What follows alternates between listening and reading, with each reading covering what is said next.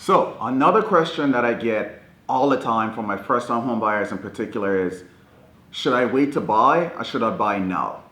So my advice depends on where the person's at financially as well as where the market is at. If someone asked me that right now and they could technically afford to buy, I would say you need to start looking yesterday. So right now the market in Northern Virginia, DC area is on fire. Prices have been increasing, however, they're still very fair. And when you're thinking about whether it's worth it for you to buy now or later, a couple of things that I want you to consider that should convince you.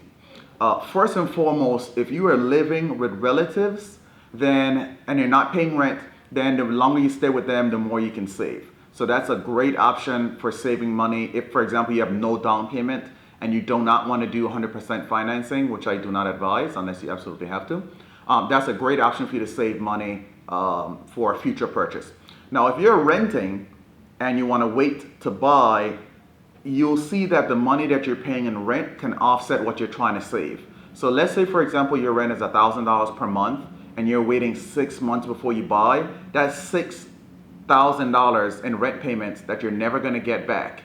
Whereas if you bought today, that same $6,000, assuming that $1,000 was your mortgage, goes towards your principal in paying down your property, which goes towards the value of the property, which goes towards your net worth. So if you're renting a place, usually if you're renting a place and you can afford to buy a place, it's usually cheaper for you to buy a place than to rent. That money that you pay a landlord, you never get it back. On average, if you rent for 5 years in this area, you spend $250,000 plus dollars. I'll let that soak in. That's $250,000. So if you can afford it, you can afford to buy, then usually a good idea to buy than to rent, and you never get that money back.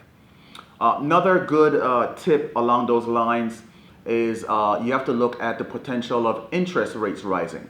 If interest rates rise even a small percentage, your mortgage payments will be more. So if you bought a $300,000 house now at 3.92% interest, whereas you bought the same $300,000 house 6 months from now, but the interest is 4.1%, your mortgage payment is going to be more.